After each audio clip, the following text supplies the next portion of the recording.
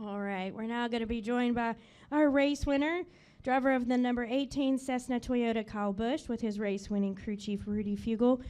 Kyle, congratulations on a historic night.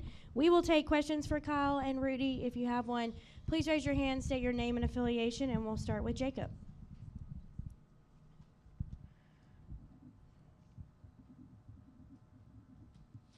Jacob Seelman, Speed Sport Magazine. 2 questions, one for Kyle and one for Rudy. Kyle, you said no more you won Pocono at the end of last year, that you wanted the record and it was something you were going to be chasing. How sweet is it not only to do it as dominant as you did, but to be able to check that box in the first of 5 starts this season instead of having to wait for it?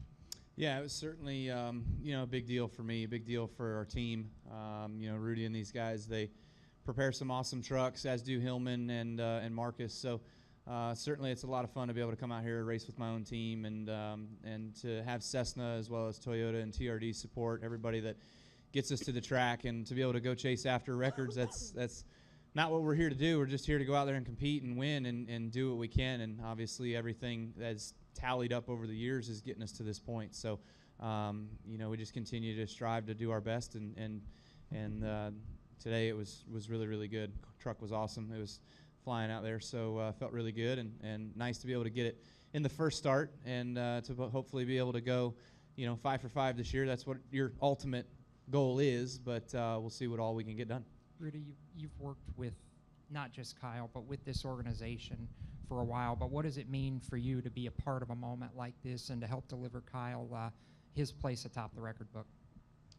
Yeah, I mean, right now it's kind of hard to think about. I haven't tried to wrap myself up into it too much because we're just trying to.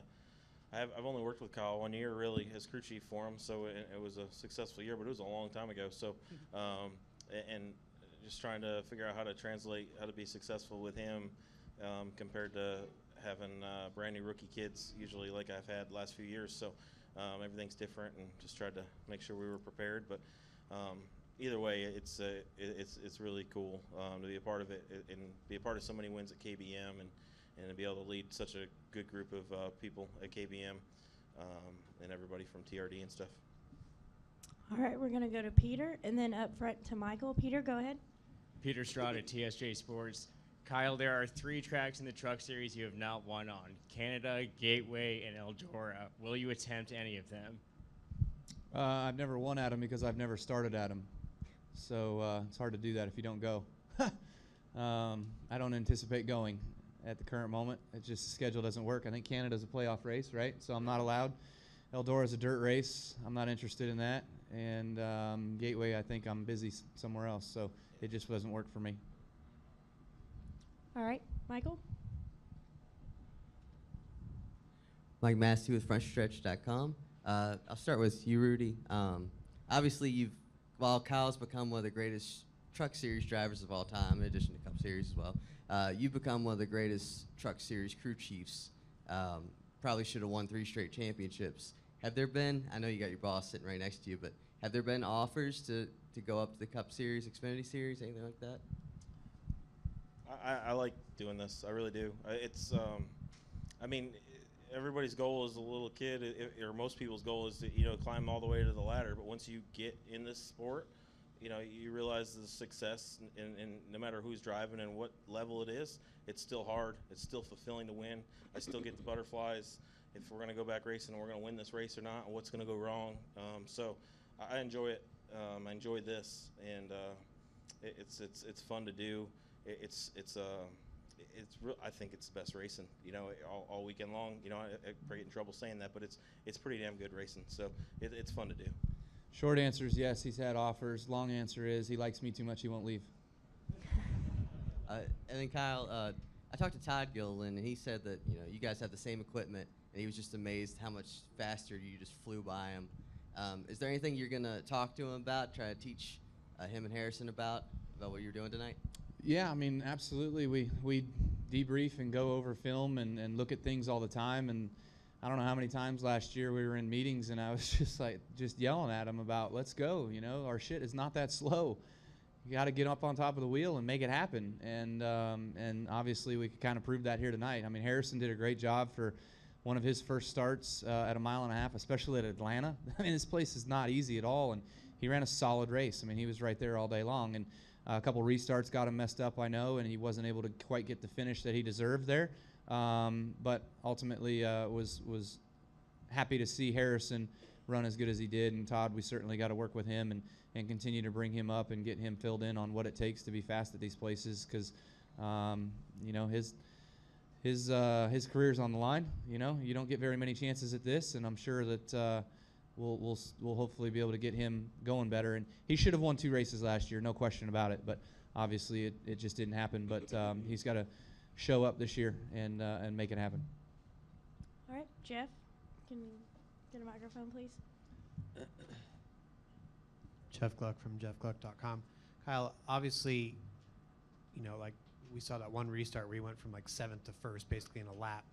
Can you explain, or is there any way to explain, why are you so good at this? Why are you better than the field where you can just do that? Like, it just seems like a video game. I don't know.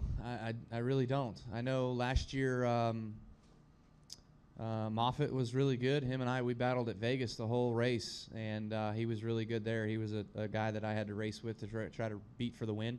And I didn't see him tonight much. And then, of course, you know, Johnny's obviously one of the best here each and every year in the series. And now being back at Thor, I thought that would kind of hinder him a little bit. But there he was tonight all night long, being right there in 2nd place, you know. So and leading some. He passed us for the lead. So I really, it's just I hope it works for me.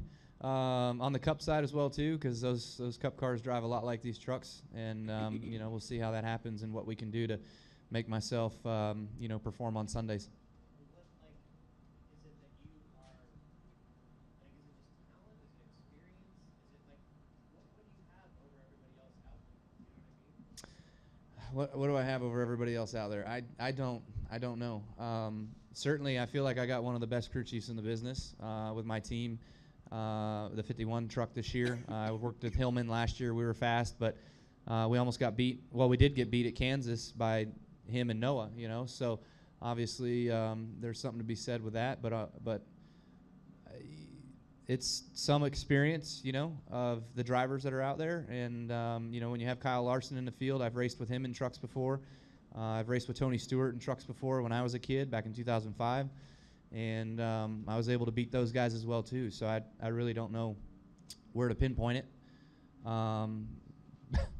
Besides just saying I enjoy trucks and I'm good at it.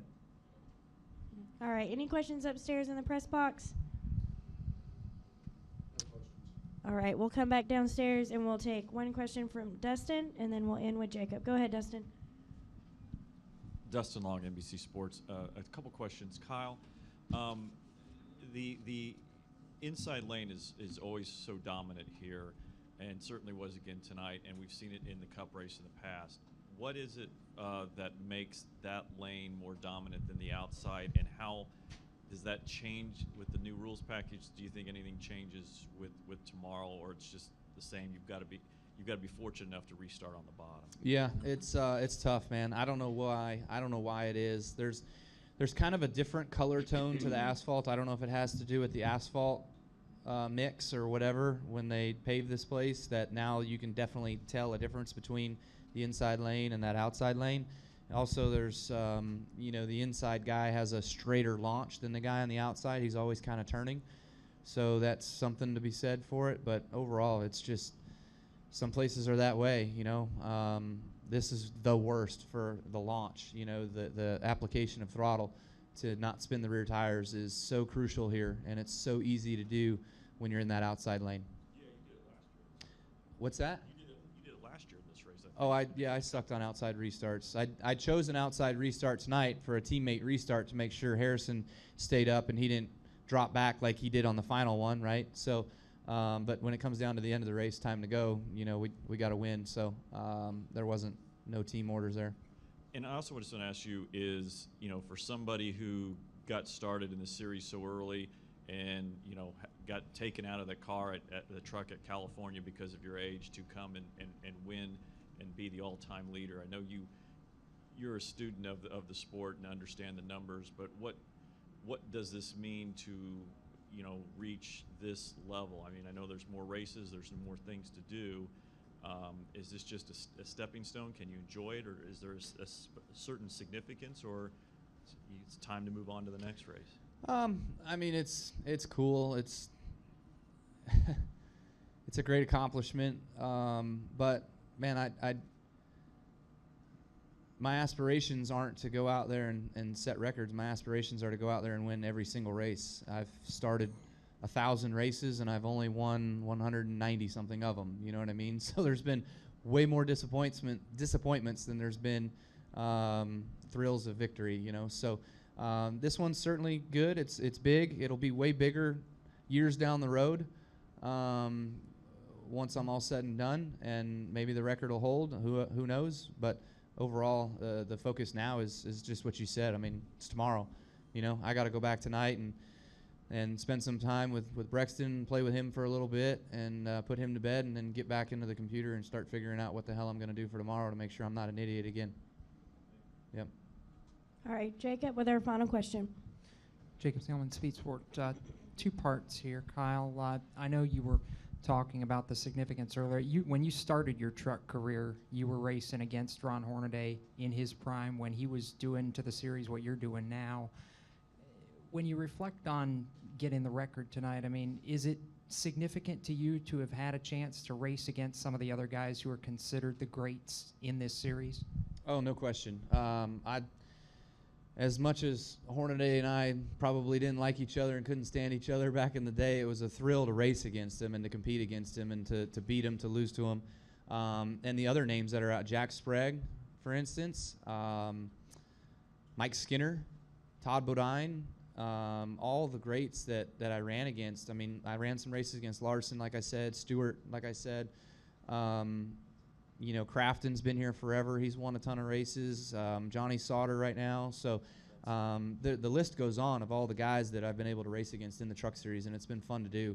I've enjoyed every minute of it, and you know, it's been especially fun too because of the way that I did it with Baloo, who we had nothing.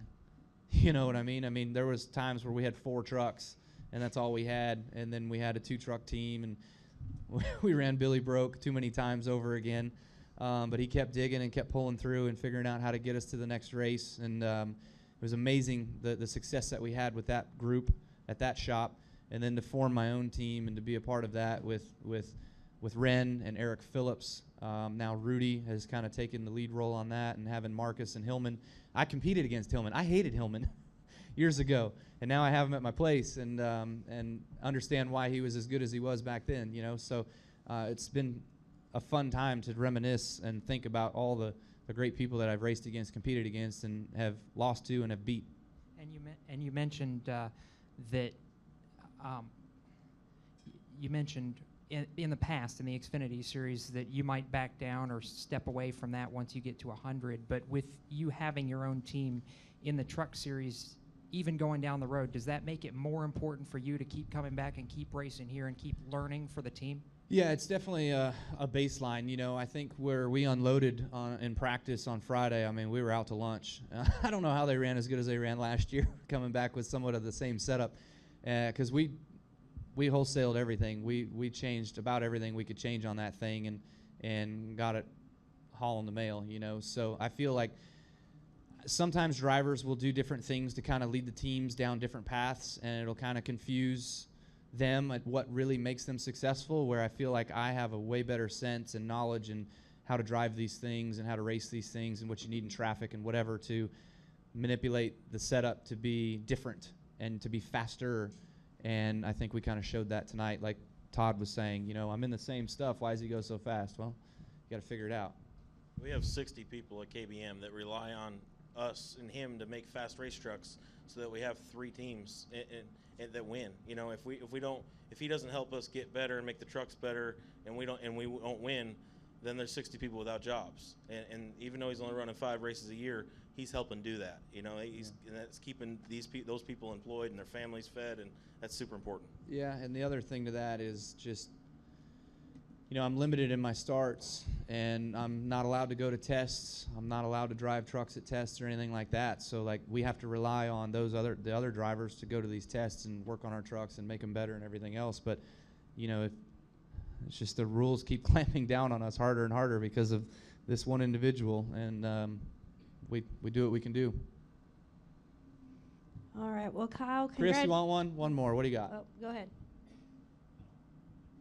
MikeCatcherFriends.com.